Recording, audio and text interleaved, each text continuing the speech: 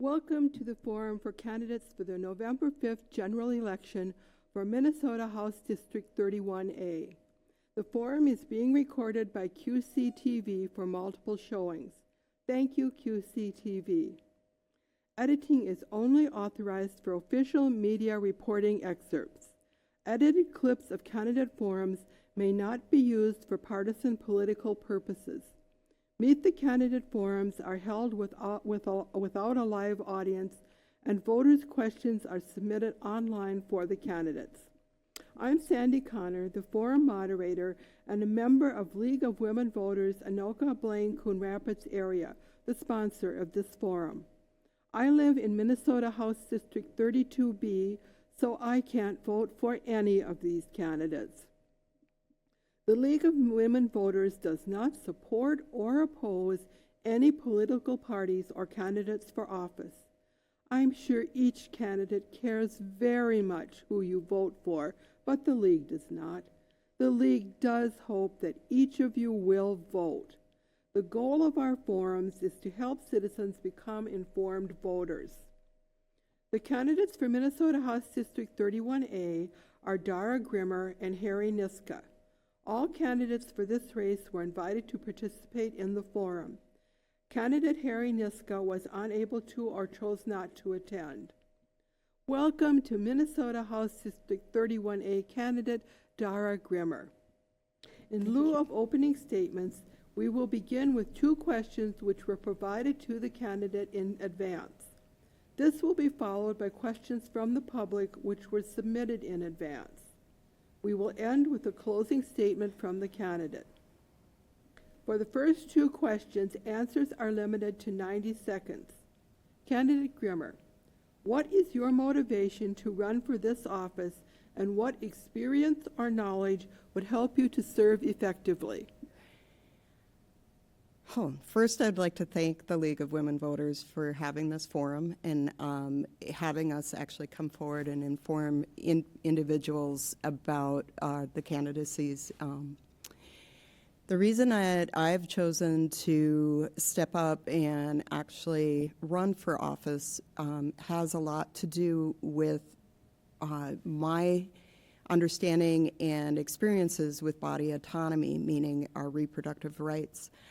I'd like to continue to build upon that, which has already started to happen here in the state of Minnesota. I also think that there's also local issues like housing and healthcare and all kinds of different issues that need to be brought forward with a respectful way to diversity and equity within our communities. And that's the key reasons that I've stepped up. So, thank you. Thank you. And what are your goals for the future of Minnesota House District 31A? I would like 31A to recognize that there are more than just one demographic in our area. We have a very diverse community. A lot of individuals don't even realize the number of Native individuals who are living here in Anoka, Hennepin, and in Ramsey. And I'd like to bring that information forward, but also to have that representation there. I also would like to see better transportation, and I'd like to see better housing to include different types of housing. I'd also like to continue to support the progress that is being made right now with regards to reproductive rights. Thank you, Candidate Grimmer. I will now ask the candidate to respond to questions submitted by the public. Responses are limited to 1 minute. To begin on a positive note, what is working well in Minnesota House District 31A, and how would you support and strengthen those things? One of the things that actually attracted me to this area was the emphasis on keeping areas wild. The corridors that I live near, I apologize for not having the words right off the top of my head. But basically having that corridor that runs to the Rum River has ensured the environment is being looked at and considered when looking at zoning and housing in the area so that we continue to make space for the wild ones, for our plants and our animals.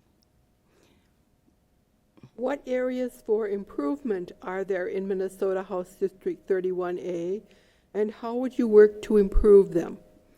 Some of the things that I have noticed is the housing and zoning codes. Yes, I do want the areas still kept wild, but I also think that multifamily housing is really important as an older generation is getting in need of spaces to live that aren't just apartment buildings. I would like there to be consideration for other family dynamics than just a single family dynamic, meaning that there would be more housing available in our area. That's a big one. And also transportation considerations and possibly busing or some type of form. So. What is the most urgent challenge Minnesota House District 31A is facing today, and how would you address that challenge?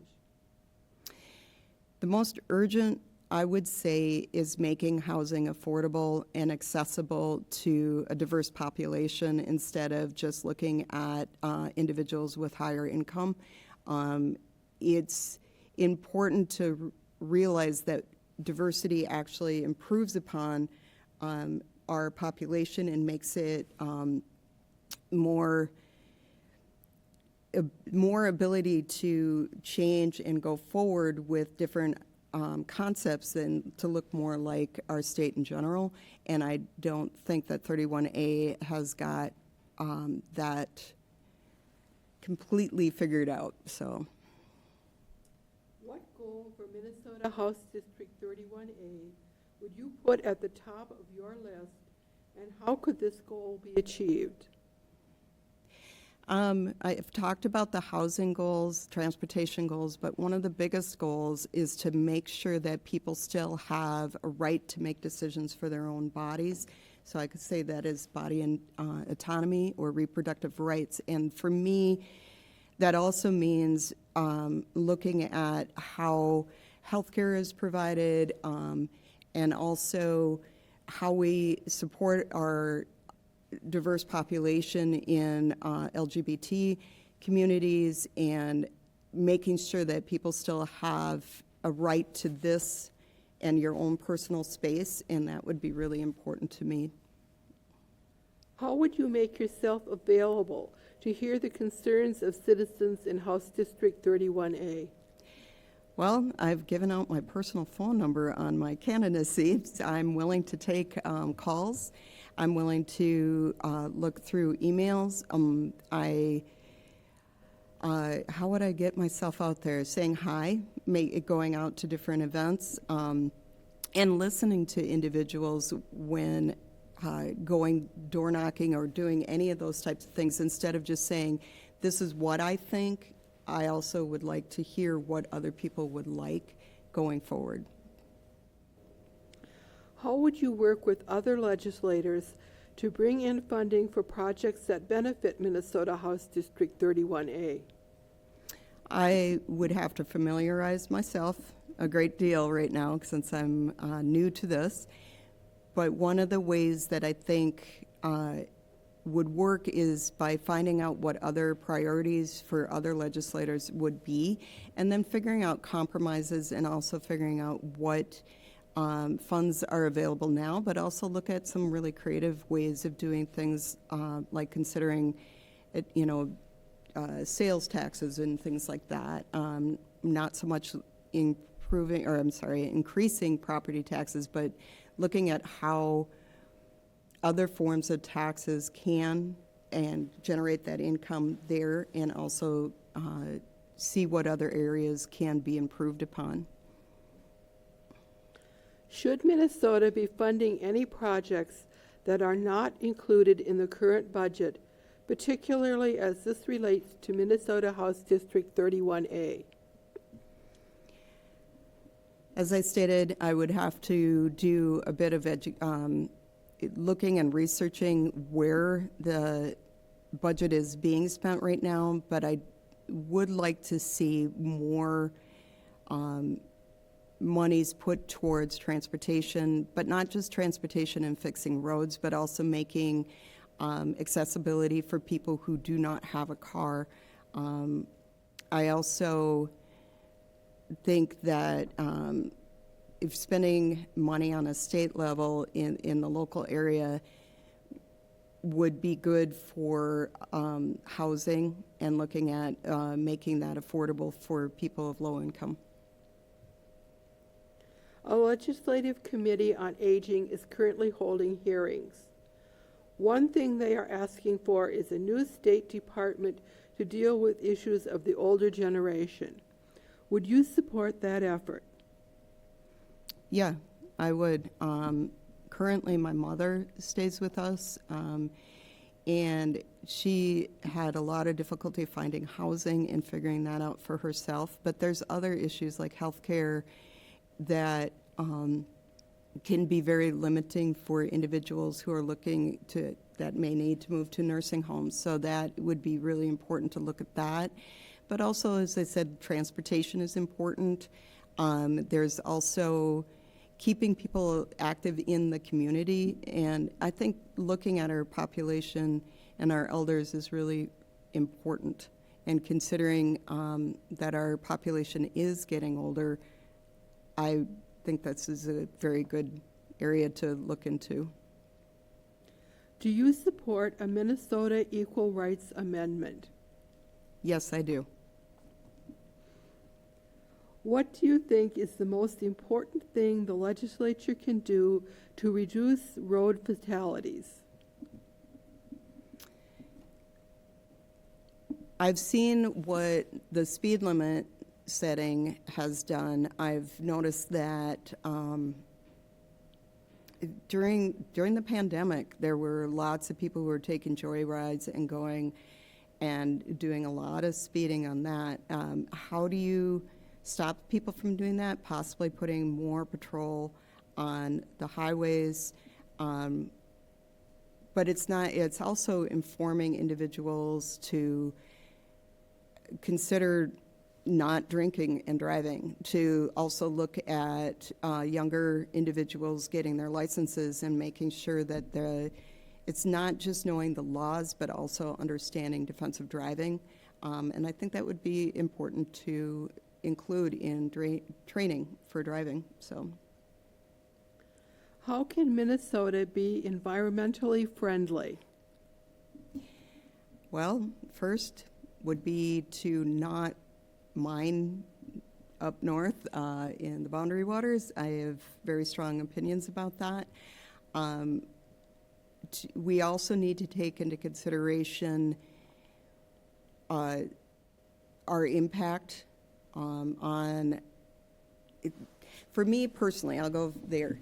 I compost at my own house. I also grow gardens, and I think it's really important to have that be part of some of the education pieces so that people aren't so freaked out about actually working with the land directly. Also learning about our resources that we actually have here. I think people become more wanting to protect them. As an elected official, what would you do to ensure that we have clean air and water now and in the future? One of the key things that I've seen is that people don't realize how important water is, and that it is a sacred thing, and that we need to keep it clean. It is one of the biggest resources that we have here in Minnesota, and I don't think that it's not taught that is very important. Like, there's a lot of emphasis on electricity and gas and different types of forms of energy, but if we don't actually take the time and replenish our own selves with water and clean water, we're not going to be able to do anything else. Will you support Minnesota legislation to modernize the funding structure of local community media stations like QCTV and allow cities to retain local control of rights of way and ensure that all providers pay their fair share? Presently, that feels like two different questions, but the first one, to make sure that funding is available to public access and public forums, is really important, because not everybody is out there on Facebook or on social media or on the internet, and this is one of the ways that they can actually find information with regards to candidacies, but also other things that are happening in the community. If we don't fund it, we'll lose this important resource, and I think that it would be give a disadvantage to individuals who don't have that access to internet and social media types of things. And can you repeat the second? If not, it's okay. We can. Ensure that all providers pay their fair share. I guess we're going to have to ask. I'll keep it simple because I went over time. How would you work with other House members to pass legislation you support? I would start conversations. It's about building relationships. It's about listening to other individuals. I know I'm not going to agree with everybody that is at the legislature, but I also understand and see the importance of building those relationships and figuring out what's actually going to be beneficial to our communities as a whole. And if I'm not listening to a good portion of that community, then I'm not truly representing that community. So the biggest thing is asking people what they think, what they stand for, but also giving that time to listen and process through that, not just saying you're going to listen. Which one issue do you think is most important to work on with legislators across the aisle? Body autonomy, keeping things so that I can make my own choices about what I choose to do with my body versus having someone else tell me that I can either have these reproductive rights or not, or if I needed to take estrogen or testosterone in order for me to live a more authentic life. I think it is the key thing, because we all have to start here, and that means also looking at how we take care of ourselves, but also having that right to choose. What do you believe to be the key elements of compromise? Listening, understanding that you're not going to agree, but also respecting the other individual, so that you are acknowledging that this other person across the aisle from you is a person. And so it's really important to understand that we all have different perspectives. And with that, we all bring unique and wonderful ideas to the forefront. And I respect my different people. And I was hoping to meet my opponent this evening so that I could actually shake his hand and look him in the eye. But here we are. What is working well in Minnesota, and how would you support and strengthen those things? Minnesota is it's the Northern Light.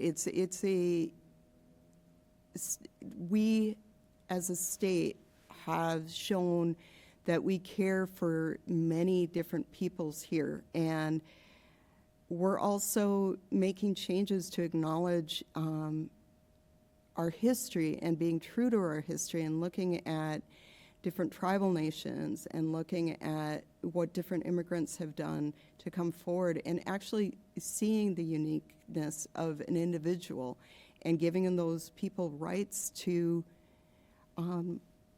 speak their truths. And that's really important here. So, What areas for improvement are there in Minnesota, and how would you work to improve them? I think making more housing accessible, always improving upon our healthcare system. We do have a good one, but we could make it better. Keeping going with our education and the reforms that have happened and the curriculum changing right now is really exciting, but I also want to continue to support that with resources, not just saying this is mandated that these changes be made, meaning the information with regards to the different tribes that live here in Minnesota. I see many areas that have been really improved upon, but I also know that we can always do better.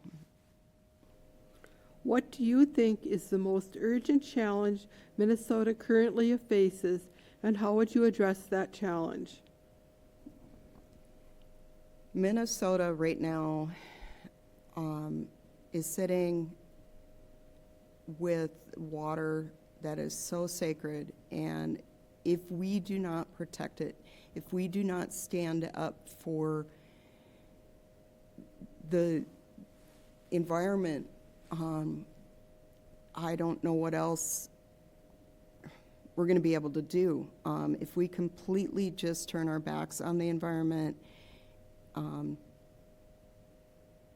I don't see a really, I don't want to be pessimistic about that, but I think it's really important that we continue to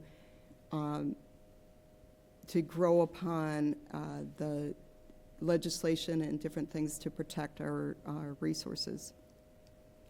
What goal for Minnesota's future would you put at the top of your list, and how could this goal be achieved? I have several goals that I would love to achieve, but on the top of Minnesota, I think continuing to see that individuals are unique and that we have a right to make decisions for ourselves. That is huge. I also believe that the Equal Rights Amendment should be one of the things that is up there because it's about darn time. And also health. I mean, there's several goals, but the big one, housing, health, reproductive rights. So those are several of them, actually. How would you prioritize items for state spending? One of the key things that states are given the opportunity to do better is with education funding. If we do not educate our young individuals, they cannot do better in the future. And I think that's really important. I think we need to look at how that is structured, where the resources don't just come from property tax and GoFundMes. I think there are other ways, more creative ways that we can get funding. I think possibly looking at the tax for marijuana would be a good one. I know Colorado's done that. I think there's other ways and other revenue sources for that. Is Minnesota currently funding any projects that you think should be discontinued, and if so, why? I would have to do some research on that. I will say that I'm not completely on top of where the budget is completely right now. So, how would you make decisions on new budget items that are proposed? Putting my values first, seeing that anything that actually gives people more individual rights, meaning rights to having health care or body autonomy. Those would be areas that I would focus on. And to end with kind of a fun question, if you had all the money, authority, and resources you needed, what one thing would you do to improve life in Minnesota House District 31A? I would ensure that people had housing. It would be really wonderful that if everybody had a secure place to call home. That would be what it would be. Thank you, Candidate Grimmer. Candidate Grimmer will have 1 minute for a closing statement. So once again, I want to thank the League of Women Voters for having me here. I look forward to representing the people in 31A. I also look forward to hearing from you and seeing the ideas and things that you would like me to bring forward to the legislation. I'm excited. There's a lot of potential in a lot of places that we can improve upon, and I see it as an opportunity, and I hope that you join me in bringing that forward. The League of Women Voters thanks the candidate for speaking to voters about issues and for running for Minnesota House District 31A. Thanks viewers and those who submitted questions. Links to all our forums are located at lwvabcmn.org.